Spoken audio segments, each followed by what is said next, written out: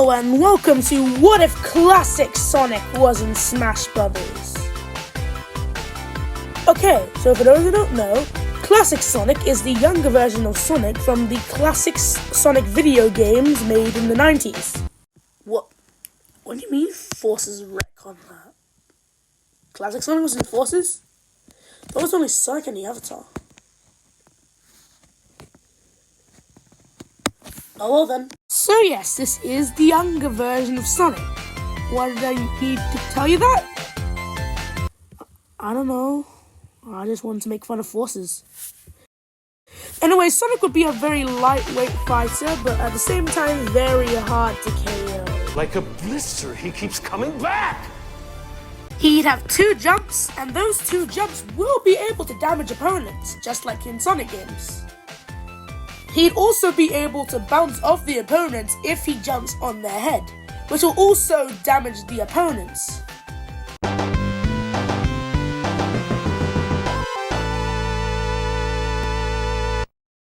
For Sonic's jab, he'd have a right hook, left hook, right hook, a left hook, and then spin against the opponent. The spin dash part would cause great flinching damage to the opponent, making it great for starting combos. This move originates from Sonic the Fighters. The side tilt will remain the same as Sonic's side tilt in Ultimate. Why? Well, because surprisingly, it's a reference to Sonic the Fighters, which you'll see has a lot of references in this moveset. Sonic's up tilt will be 2 high kicks, which is also from Sonic the Fighters. This would launch the opponents at least a little bit in the air. Sonic's down tilt would have Sonic basically just lift up his spines and his tail to be weapons.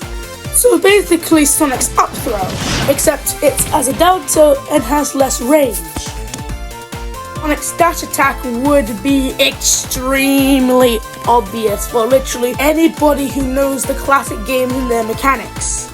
Sonic, in a blink of an eye, turns into a ball. The opponents wouldn't even guess it's coming because it just happens in one frame. That's how unpredictable it is. This attack gets more powerful the more speed you get. And it also has the possibility of launching opponents a slight distance, or even more. This might have a bit of end lag, but at the same time would cause a lot of flinching damage. Not the most powerful attack in this moveset, but it's pretty good. Anyways, now time for the aerial. For Sonic's neutral air, it would just be like modern Sonic's neutral air in Smash Ultimates and every other Smash game. But still, it would still be able to launch opponents still, but it won't be as powerful as Sonic in Ultimate. Sonic's back air would basically be Sonic's forward air in Smash Ultimate, except backwards. Yep, that's it. What? Oh wait, I have to do the rest of them. For his forward air, Sonic would do a kick from high to low, but instead of a kick, he would do the super peel out from Sonic CD. His legs would cause a lot of flinching damage to opponents nearby, and will be Sonic's second strongest aerial. What? Oh, well because... Well, before we get to that, look! Sonic the Knuckles reference! Anyways, for more detail, for his up air, it would be that one lightning box from Sonic 3 and Knuckles. I forgot the name. Anyways, Sonic would surround himself with a ball of lightning and bounce upwards. Well, technically this would be an extra jump. It would be a little bit cool for recovery options. It just wouldn't jump that far. This next aerial is Sonic's most powerful aerial and has the capability to spike. And guess what? It's from our good old friends Sonic the Fighters. Sonic basically slams the opponent onto the ground Or if you're not on the ground, you better get out of the way quick. Cause you don't want to be spiked by this powerful move. So, to give enough comparison, it would kind of be like Mario's forward air, except it's a down air and has way more likeliness to spike opponents.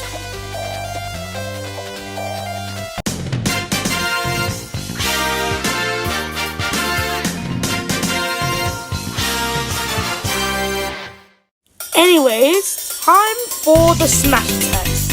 For Sonic Side Smash, it would be the same one that modern Sonic has in Ultimate, except unfortunately with a smaller hitbox. And yes, this is from Sonic the Fighters. How did you guess? It would have been impossible to guess. And by the way, every other smash attack would literally just be from Sonic, since, I mean, 1, they're the same person, and 2, I don't really see any references from the modern games that would necessarily contradict classic Sonic's existence as the past version of Sonic. Go away!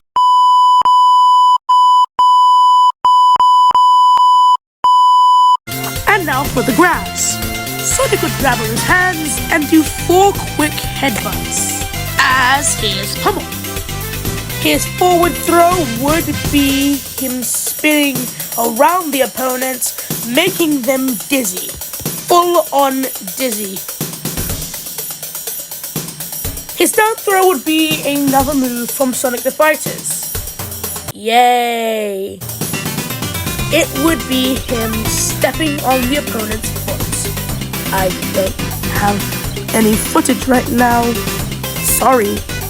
The other throws would literally just be throws that modern Sonic uses in Smash Bros. Already.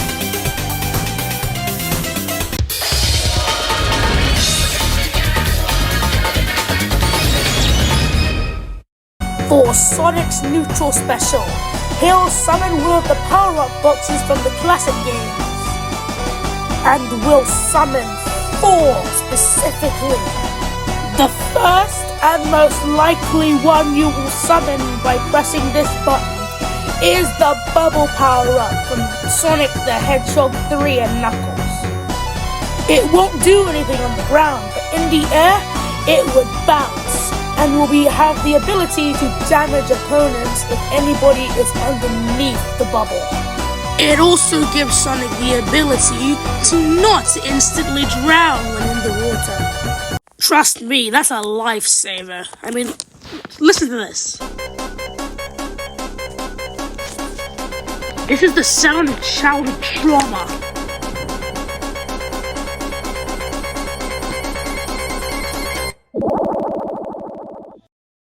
Anyways, for the next box that Sonic will spawn, he will spawn the Fire Box, also from Sonic 3 and Knuckles, which is where most of these are from. This move can be used on the ground as well as in the air.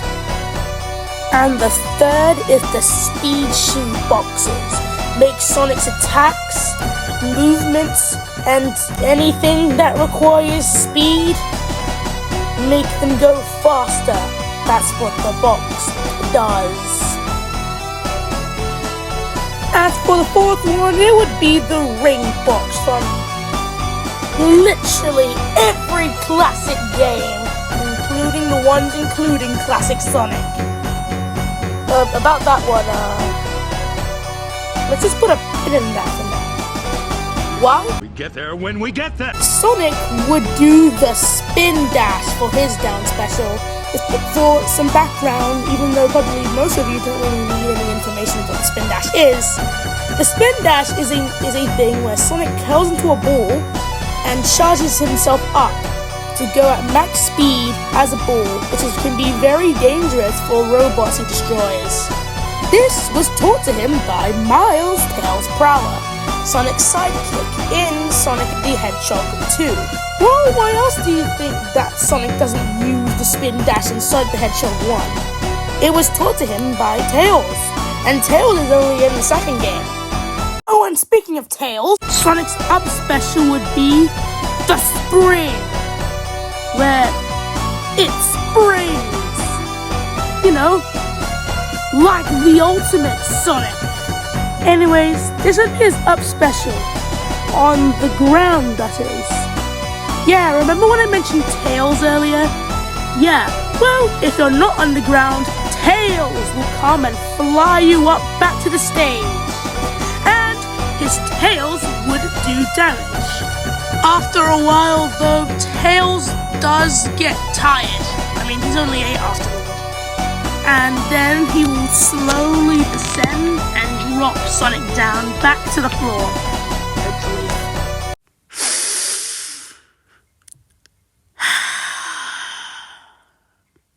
I tried not to.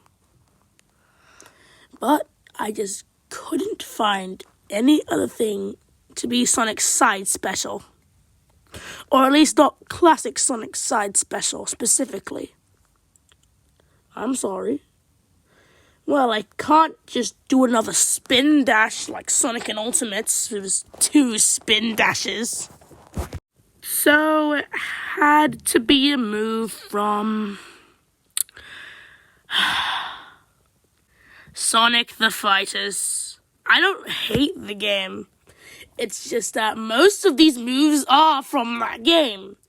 And who can blame them? That's most of Sonic's melee attacks that come from the Sonic series. His classic iteration anyways.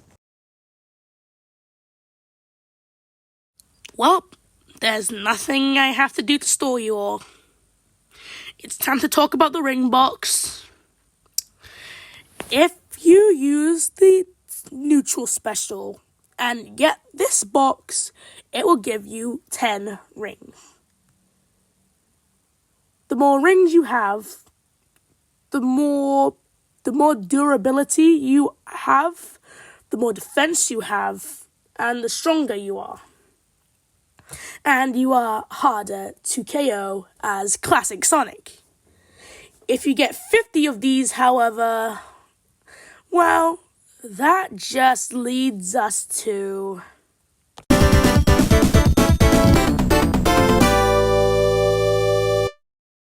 Sonic will have a ring counter. And how the ring things work is that if you have a neutral special, there's a low chance of you getting a box. A ring box. And that box will give you 10 rings. And the counter will say you have 10 rings. So you will be buffer basically. But that is not the only way you can get rings. In fact, you can get rings from just attacking. Ground attacks give you 1 ring. Aerials give you 2 rings. Smash attacks give you 3 rings. And special attacks give you 4 rings. Yeah, pretty simple. So, I said something about Sonic getting 50 rings earlier. Well, if you've played Sonic 2 to its completion, you might know of a certain feature you can unlock when getting all 7 Chaos Emeralds. That's right, you'll turn into Supersonic. Supersonic would be absolutely broken in Smash Brothers if you played him for the entire round after getting 50 rings. Well, that is what I'm going to say if you didn't rudely interrupt me, fictional person who I made to make fun of anybody who would ever say that. So let me just say that yes, the concept of Supersonic being playable in Smash Brothers sounds like a horrible idea. But let me just say that this can only be activated when you press the B button and in the air. If you do not do that, then you won't turn into Supersonic. Anyways, time for the main event. The other main event.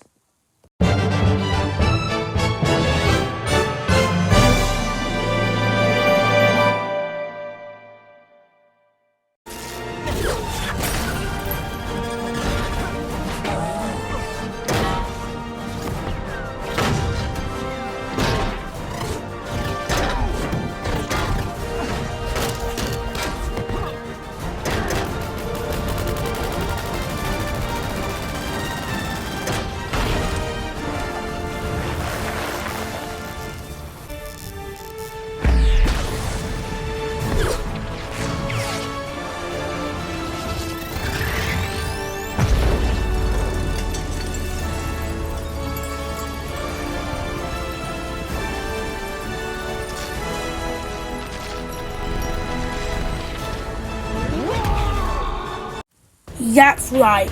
For Sonic's final smash, just like in the movie, he does a flashier version of how he defeats the boss battles with Eggman in the first games in the franchise.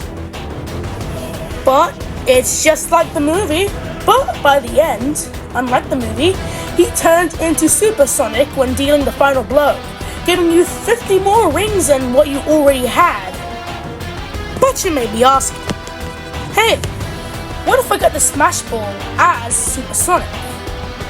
Well, instead of Supersonic, you'll get something else. What is that something else? Well, I'm gonna show it right now.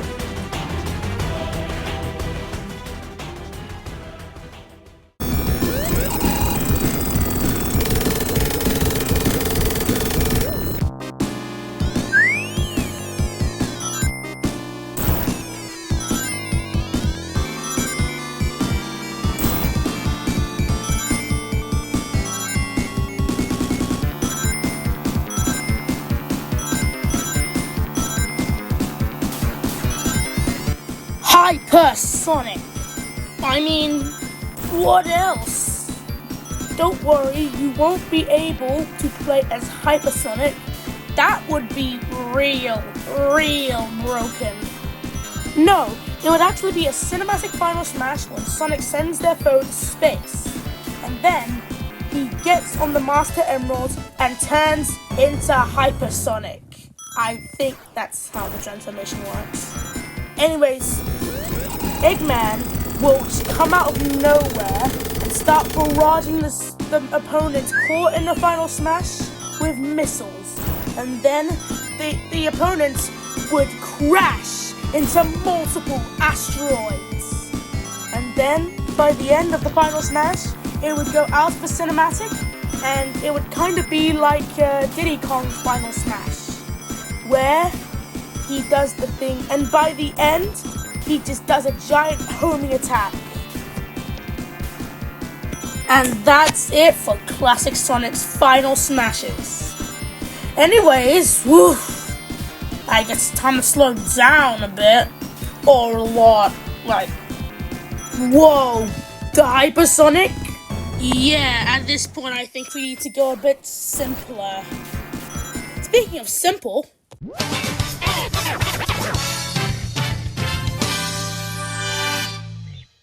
for Classic Sonic's stage entrance, he'd enter on the tornado. Specifically, it would fly to the background and Sonic would jump off it. Then, doing a finger wagging pose like he does in the title screen of most Sonic games with him. His idle animation would just be idle animation he has in Sonic 3 and Knuckles. Also, a little bonus, if you wait for 3 minutes, Classic Sonic will say, "I'm out of here," and jump off the stage and you'll die. So that means, basically, not moving will actively hurt Sonic or even kill him. For Sonic's taunts, we have to establish one thing. Sonic will be able to talk.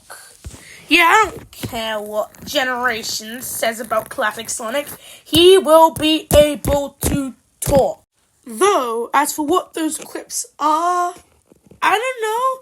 There's so many he could say. Sonic is such a quippy character. You know what? I'll just have you guys imagine it.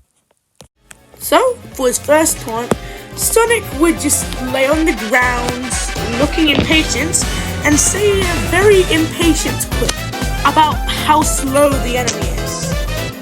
For his second taunt, Sonic would be running in place and sticking his tongue out. Doesn't really say any quick, but it's pretty funny and also enrage-inducing. And the final taunt will have Sonic wagging his fingers and having a quote about how easy this fight is. For Supersonic's taunts, to disactivate the Supersonic mode, all you have to do is do one of the taunts. Like, for example, this one taunt would have Sonic just do the ending of Sonic 1 when you get all the Chaos Emeralds. All the emeralds would go in a circle, spin, and disappear into thin air.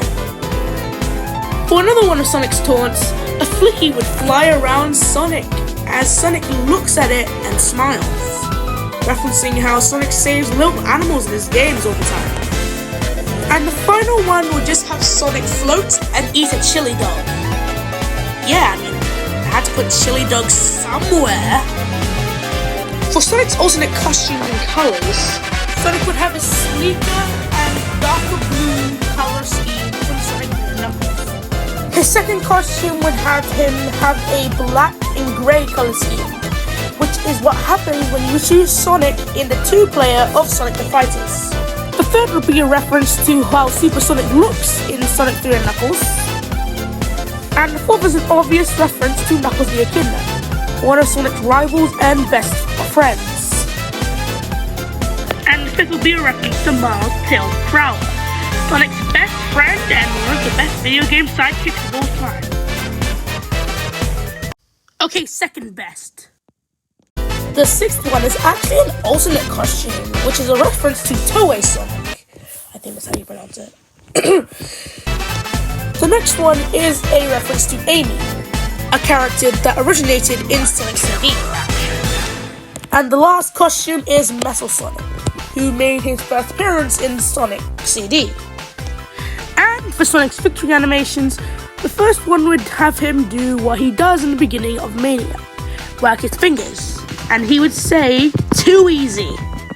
The second would have Sonic run past a goal, and the goal would show Sonic's face on it, as a reference to what happens when you beat a level as Classic Sonic in the classic games.